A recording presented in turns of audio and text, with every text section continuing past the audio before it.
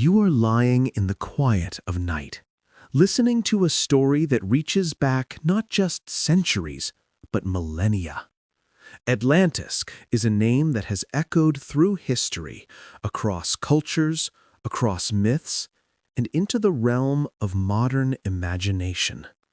Yet before it became a subject for treasure hunters, novelists, and conspiracy theorists, Atlantis was first and foremost a story told by the philosopher Plato more than 2,000 years ago. To understand the rise and fall of this so-called lost civilization, we must begin not with fantastical images of shining palaces beneath the sea, but with the dusty, careful words of an Athenian thinker who used myth and memory to explore questions of politics, morality, and the fate of empires. Plato lived in the 4th century BCE, a time when Athens was struggling to recover from the Peloponnesian War, a long and exhausting conflict with its rival Sparta. The city, once celebrated as the jewel of Greece with its philosophers, playwrights, and grand democracy, had been humbled. Plato himself had seen his teacher, Socrates, condemned to death by the very system of democracy that many Athenians claimed was their pride. He lived in an age where questions of justice, power, and the endurance of civilizations were not just academic, they were urgent. It was in 2 of his works, the Timaeus and the Critias, that Plato introduced Atlantis. He described it not as a legend he invented, but as a memory handed down through Egyptian priests, then relayed through the Athenian statesman Solon, and finally set down in Plato's philosophical dialogues. Whether he truly believed in the historical existence of Atlantis, or whether it was simply an allegory for the dangers of corruption and excess, is a question scholars still debate. But for Plato, Atlantis was a story about hubris, the overreaching pride of a great civilization that, in its arrogance, collapsed into ruin. According to his account, Atlantis was an island nation beyond the Pillars of Heracles, what we now call the Strait of Gibraltar.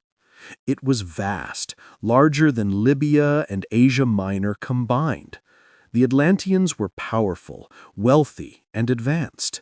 They had fertile land, abundant resources, and a navy that could dominate seas.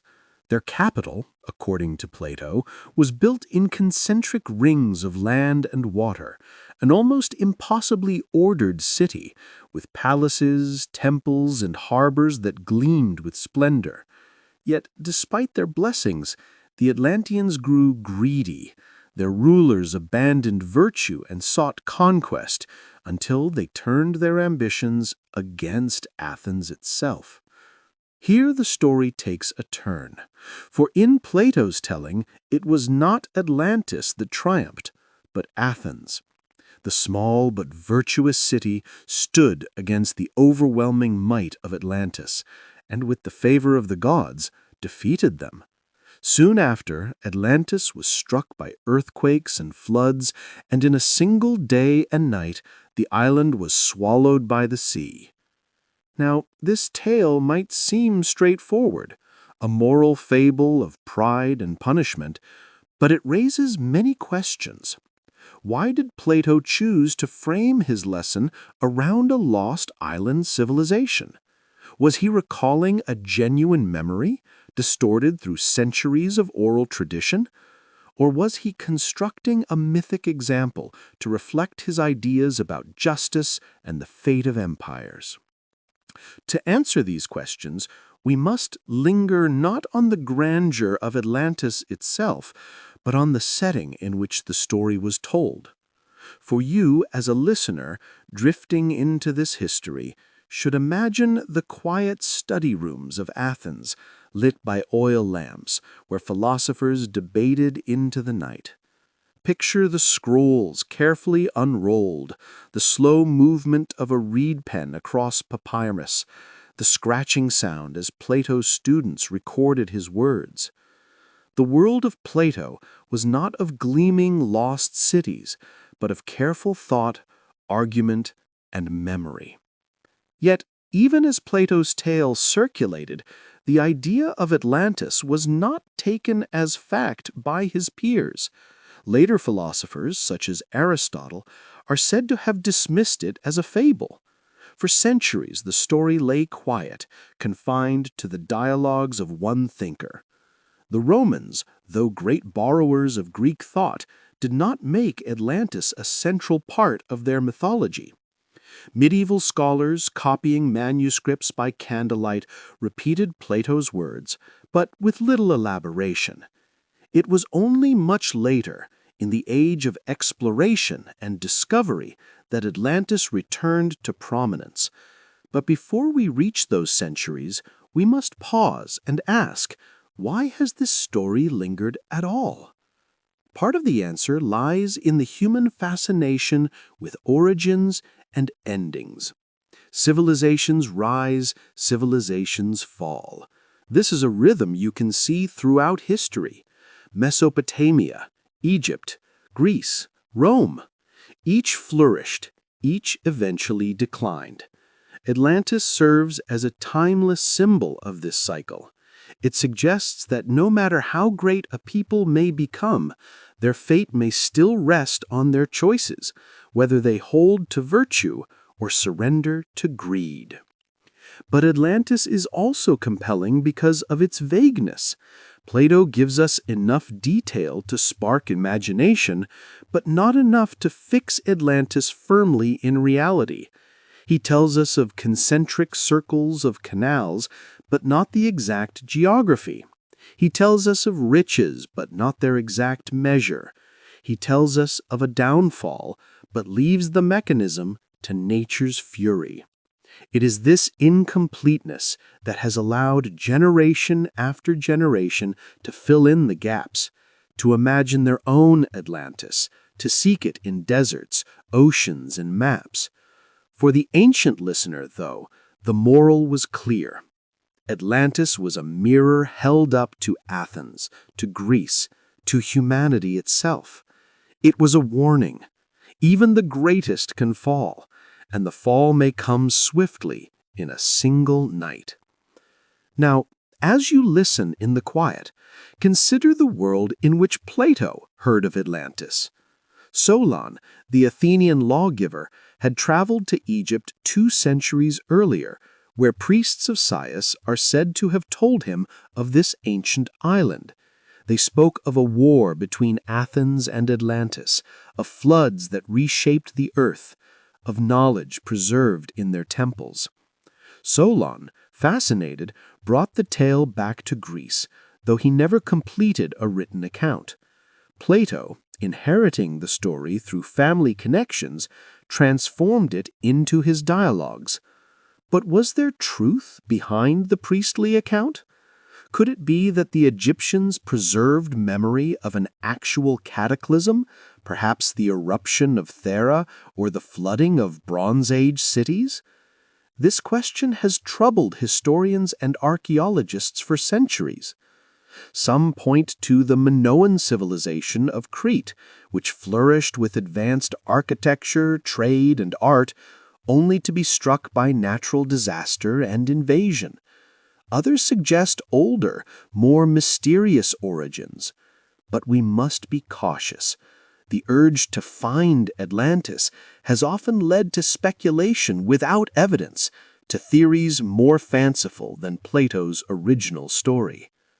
As you drift deeper into thought, keep in mind that the story of Atlantis is as much about the telling as the content.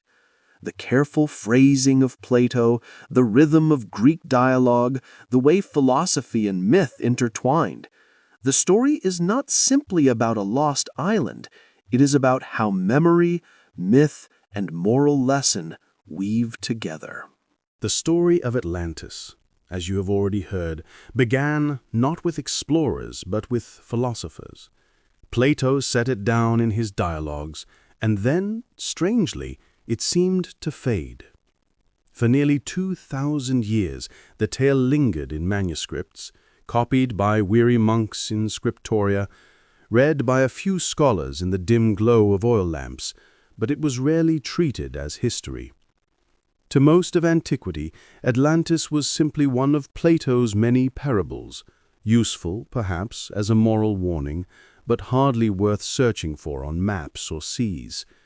And yet, centuries later, when the world changed, when maps stretched outward and sails caught winds across unknown oceans, Atlantis was reborn. Not as Plato had intended, but as something larger, more alluring, a beacon of lost perfection, a promise of hidden lands, and a puzzle that seemed to demand discovery. Imagine the Middle Ages first. In that time, Europe's scholars were devoted to survival, faith, and the ordering of the known world.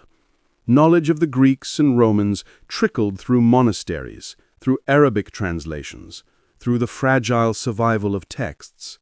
Plato was read, yes, but his Timaeus and Critias were studied mainly for their cosmological musings, not for their strange digression about a sunken island. Atlantis, for medieval Europe, was a curiosity, a side note.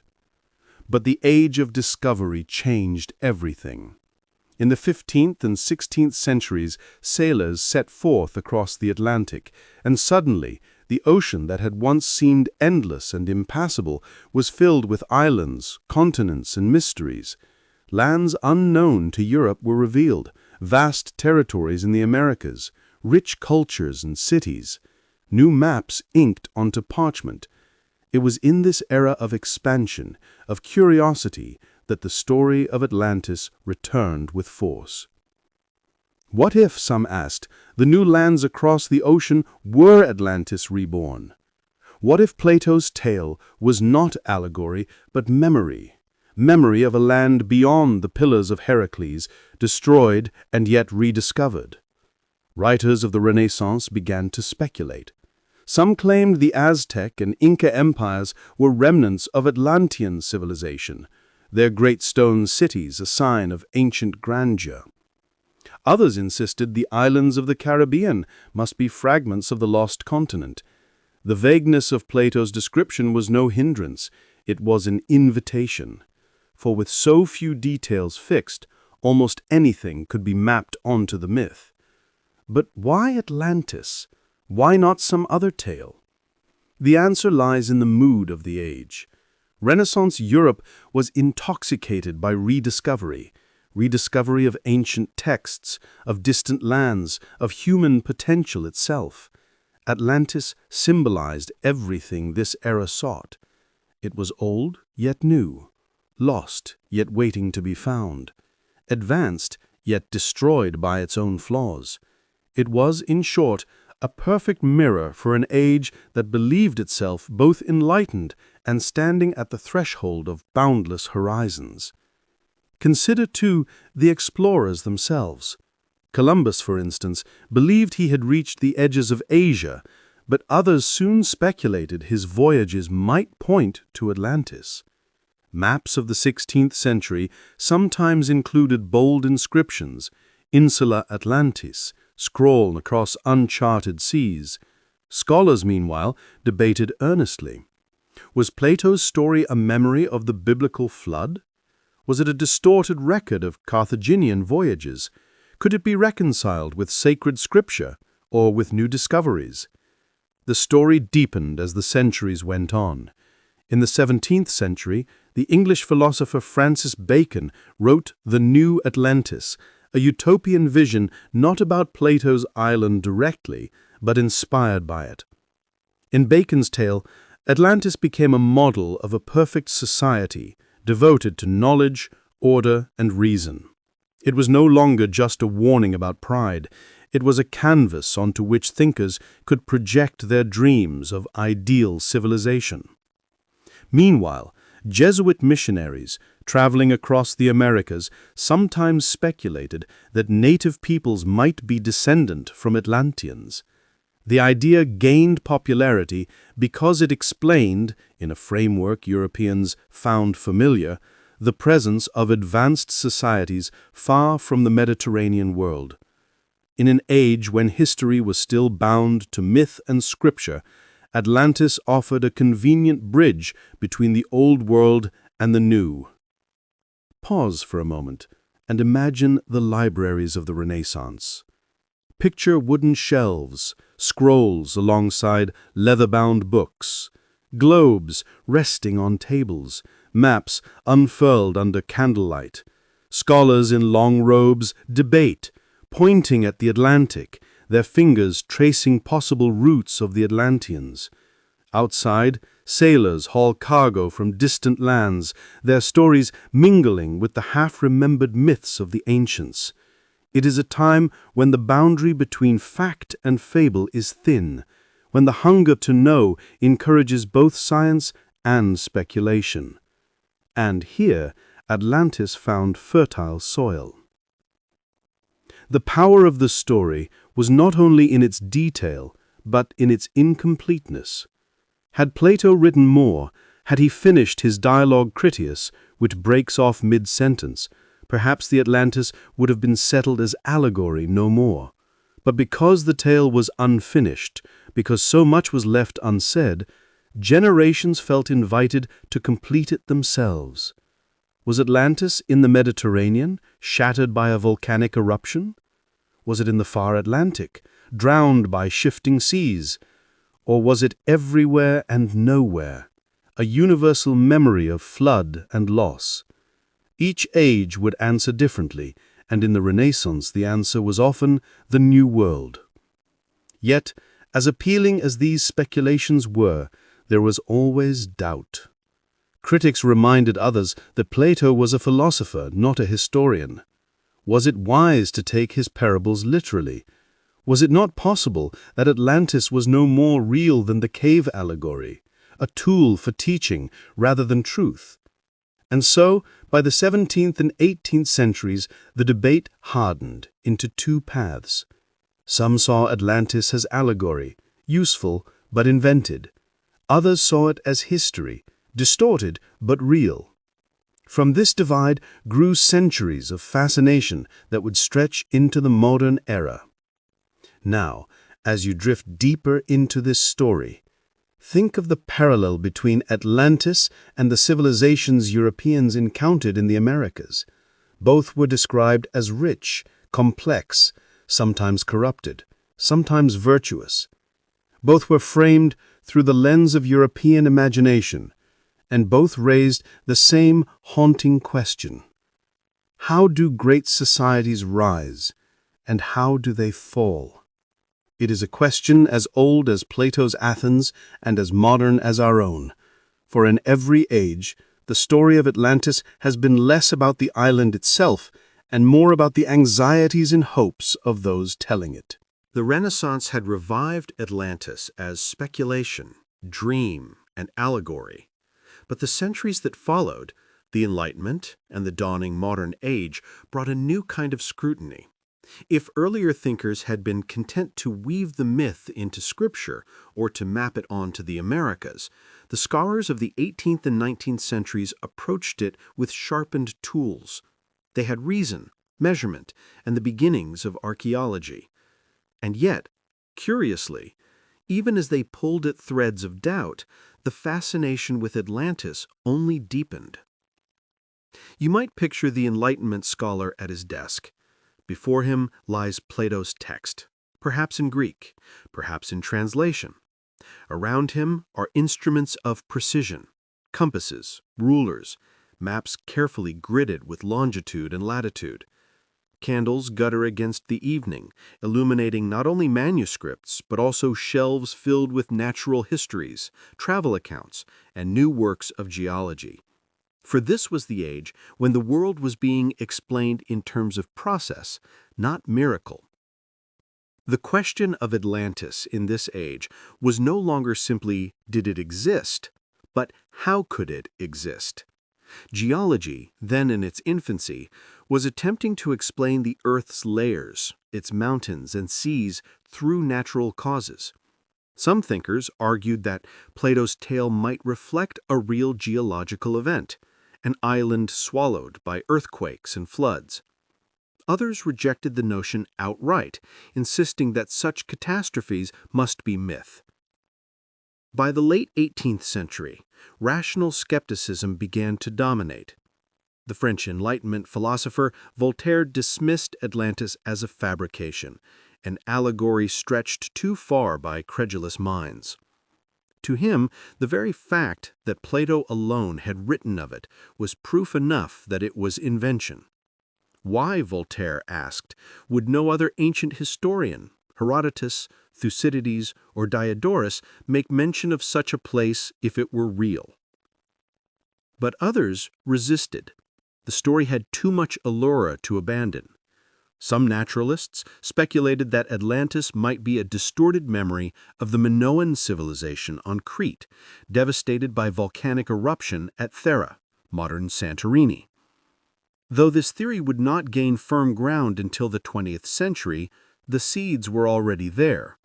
The idea that myths might encode real events, however imperfectly. The 19th century, though, brought a new kind of obsession. This was the century of empire, of excavation, of unearthing the past. Europe was digging, literally, into the ruins of Egypt, Mesopotamia, and Greece. Troy, once thought a fable, was uncovered by Heinrich Schliemann in the 1870s. If Troy could be real, why not Atlantis? And into this climate stepped a man whose name you may not know, but whose influence on the modern myth of Atlantis is enormous. Ignatius Donnelly. Donnelly was an American congressman, a writer, and a believer in grand theories. In 1882, he published Atlantis, the Antediluvian World, a book that reshaped how modern audiences thought about the legend. In it, Donnelly argued that Atlantis was not merely real, but that it was the cradle of civilization. According to his sweeping theory, Atlantis had been the mother culture from which all others sprang. Egypt, Mesopotamia, the Americas, each had inherited fragments of Atlantean wisdom after the Great Flood drowned the island. The book was a sensation.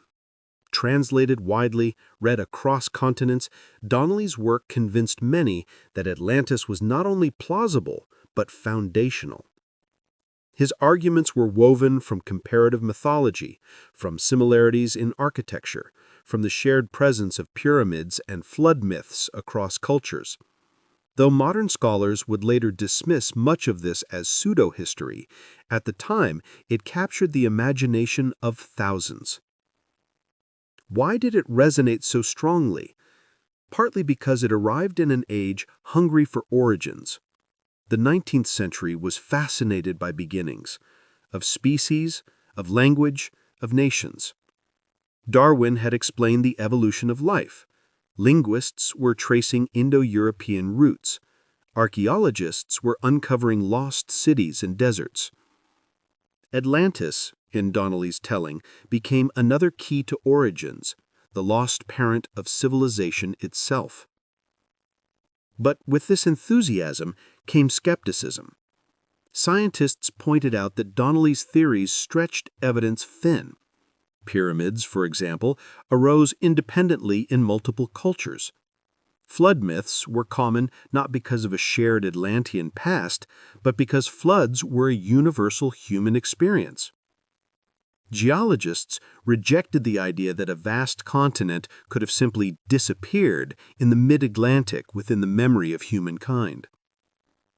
Yet Atlantis was now firmly in the popular imagination. For every critic, there were countless readers who found comfort, excitement, and wonder in Donnelly's vision. His book fed into spiritualist movements, into theosophy, into those who dreamed of a time when humanity had been closer to perfection. Here then, in the Enlightenment and the 19th century, the story of Atlantis shifted again. It was no longer merely allegory, nor merely New World speculation. It was now the subject of scientific hypotheses, pseudoscientific claims, and wide public fascination. It was a story balanced precariously between skepticism and belief, between history and imagination. And yet, perhaps the most intriguing thing is this: the story's endurance depended not on proof, but on possibility. Atlantis remained compelling precisely because it was uncertain. If it had been proven true, it would have become archaeology. If it had been disproven completely, it might have faded. Instead, it lived in the tension, the unanswered question, the unresolved mystery. As you sit with this history, you may notice a pattern. Each age has made Atlantis in its own image. For Plato, it was a parable of hubris. For the Renaissance, it was a mirror of discovery. For the Enlightenment, it was a test of reason. For the 19th century, it was a key to origins. And always beneath it lay the same quiet allure, the dream of a world lost but not forgotten. By the dawn of the 20th century, Atlantis had survived skepticism, ridicule, and reinvention. It had passed through Plato's allegory, Renaissance speculation, Enlightenment rationalism, and Donnelly's sweeping theories. What awaited in the modern age was something different still: the merging of Atlantis with popular culture, pseudoscience, politics, and eventually the realms of fantasy and science fiction. You might imagine the early 1900s as a period where the world was shrinking. Railways stitched continents together. Steamships crossed oceans with regularity. Telegraphs carried messages across wires. The age of discovery had ended in one sense. The map of the world was nearly complete. But for that very reason, imagination had to move elsewhere. If there were no longer blank spaces on Earth, then perhaps they could be found in time, in myth, or under the sea. Atlantis, unseen and unfound, was perfectly suited to fill this void. Pseudoscience and Theosophy. The first decades of the century saw Atlantis absorbed into spiritual and mystical movements. The Theosophical Society, founded in the late 19th century, wove Atlantis into its complex cosmology. Helena Blavatsky, a central figure in Theosophy, described Atlantis as one of several root races of humanity. These Atlanteans, in her telling, were an advanced people, not unlike Donnelly's vision, but imbued with spiritual powers and mystical knowledge. Later, Edgar Cayce, an American mystic sometimes called the Sleeping Prophet, gave Atlantis a new life through his trance readings. Between the 1920s and 1940s, Cayce spoke of Atlantean technology, of flying machines and energy crystals, and even of Atlantean souls reincarnating into the modern world. For his followers, Atlantis became less a place of history and more a spiritual homeland, a reminder of humanity's lost potential. What is striking here is the allure of Atlantis shifted from the scholarly to the personal.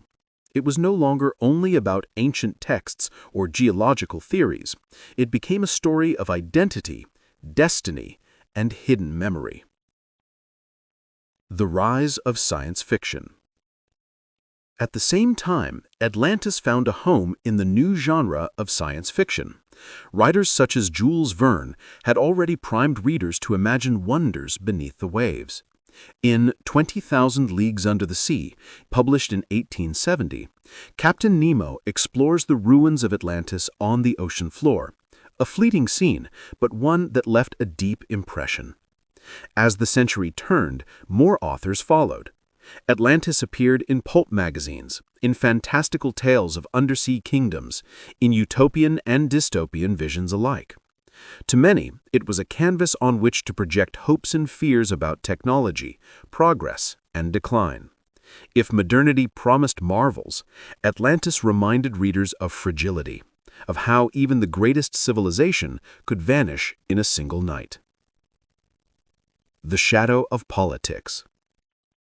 But the story of Atlantis in the 20th century was not confined to literature and mysticism. It also took on darker forms. Some ideologues twisted Atlantis into a symbol of racial purity or lost superiority. The idea that Atlantis was the homeland of a chosen people, or that its descendants spread across the world, was appropriated into racial theories that would later fuel destructive ideologies in Europe. This misuse of the myth shows a sobering truth. Stories are powerful, and they can be bent toward many purposes. The same legend that inspired dreams of harmony and wisdom could also be reshaped into tools of division. Archaeology and rejection. Meanwhile, genuine archaeology moved in the opposite direction. The excavation of Crete and the discovery of Minoan civilization offered a tangible explanation for some elements of the Atlantis tale. The eruption of Thera around 1600 BCE had devastated the region, leaving ruins and legends that might well have filtered into Plato's story. Geologists confirmed, too, that no vast continent could have disappeared in the Atlantic within human history. The seafloor was studied, mapped, and explained. While islands had risen and sunk in volcanic events, nothing matched Plato's grand description. By mid-century, most scholars had dismissed Atlantis as myth, allegory, or, at best, a garbled memory of the Minoans. And yet, despite rejection from academia, public fascination remained untouched. Popular culture and mass media. Here, Atlantis entered its most enduring phase, not as scholarship, but as story. Films, comic books, radio dramas, and later television shows carried the myth to mass audiences. Atlantis became a setting for adventure, a symbol of wonder. Sometimes it was depicted as a utopia beneath the sea, glowing with crystal light. At other times, it was a cautionary ruin, a fallen civilization lost to its own pride. Children grew up hearing of Atlantis not from Plato, but from cartoons and novels. The myth no longer needed scholarly defense. It lived in imagination, where evidence was unnecessary. A world between belief and wonder. The 20th century then split Atlantis in two. On one side stood the scholars, increasingly firm in their dismissal. On the other side stood the dreamers, mystics, writers, and the ordinary public, who found in Atlantis a story worth telling regardless of proof. And perhaps this tension is what has kept Atlantis alive. For in the modern era, myths need not be believed to be powerful. Atlantis does not require certainty to inspire. It exists in the in-between, where history fades into memory, and memory into dream. As Section 4 draws to a close, we find ourselves with Atlantis transformed once more. No longer confined to Plato's dialogue or Donnelly's theories, it has become a cultural icon, endlessly reshaped, endlessly retold, shifting between science, fantasy, and politics. But still, one question remains. If Atlantis has been so many things, parable, origin, utopia, and warning, what does it mean to us now? If you have listened this far, you have walked through centuries of thought. You began with Plato, with the philosopher's careful dialogues, where Atlantis served as warning, allegory, and imagined grandeur. You moved through the rediscoveries of the Renaissance, where curiosity about ancient texts and the expanding world map sparked fresh interest. You followed the grand theories of the 19th century, where Ignatius Donnelly made Atlantis into the mother civilization of humanity. You saw how mystics, science fiction writers, and even political ideologues reshaped it in the 20th century. And now, at last, you arrive at the present, a world where Atlantis lingers still, both disbelieved and yet never forgotten. Why Atlantis endures? The endurance of Atlantis might seem strange. Scholars dismiss it, archaeologists cannot find it, and the sea floor shows no trace of its supposed continent. And yet, the word itself still carries power. Atlantis appears in novels, films, and games. It is a shorthand for mystery, for the hidden, for the lost. Why is this? One reason lies in the universality of the story. Atlantis is not tied to one people or nation. It does not belong to the Greeks alone, nor to the Renaissance scholars, nor even to Donnelly's followers. It is at once nowhere and everywhere. A lost civilization, drowned by time, speaks to anyone who has wondered what might have been forgotten. Another reason lies in the balance of its elements. Atlantis combines splendor with tragedy, power with hubris, knowledge with destruction. It is neither purely utopian nor purely cautionary. It is both at once.